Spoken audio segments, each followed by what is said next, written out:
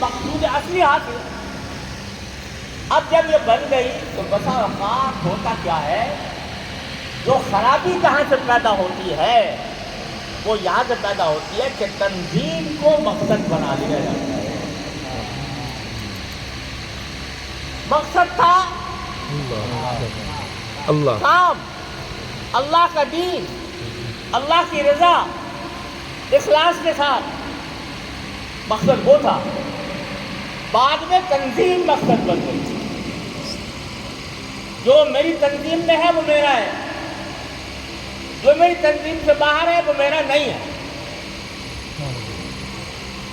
یہ فتنہ پیدا ہوا اور افسوس سے کہنا پڑتا ہے کہ اس فتنے نے مسلمان کو لڑا دیا. قتل و غارت گری تک نوبت آ گئی، مار پیٹ تک نوبت آ گئی. بنگلہ دیش میں جو واقعہ پیش آیا، خون کے آنسو صاف ہوتا ہے.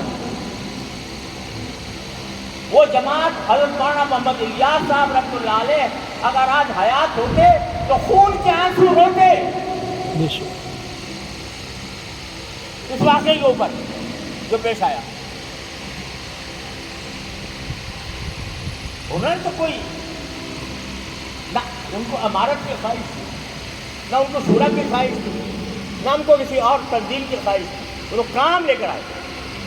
اگر تنظیمیں بٹ گئی، تنظیم بٹ گئی، بٹنے دو.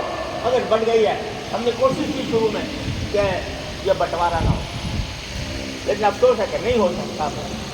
ہو گیا. تو اب بتاؤ تنظیم مقصود ہے یا کام مقصود ہے؟ ایک بات کہو مجھ سے، بتاؤ.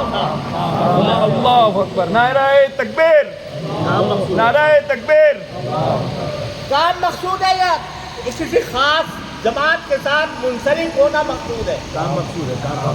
اگر کام مقصود ہے تو خدا کے لیے تفریق بٹاؤ. بے شک. جو کوئی اللہ کا نام لے، جو کوئی اللہ کے دین کی طرف دعوت دے، اس کو خوش آمدید کہو، اس کو اپنا سمجھو، اس کے ساتھ محبت کا معاملہ کرو، اس کے ساتھ دشمنی مت رکھو. کیا اس بنا پر لڑو گے؟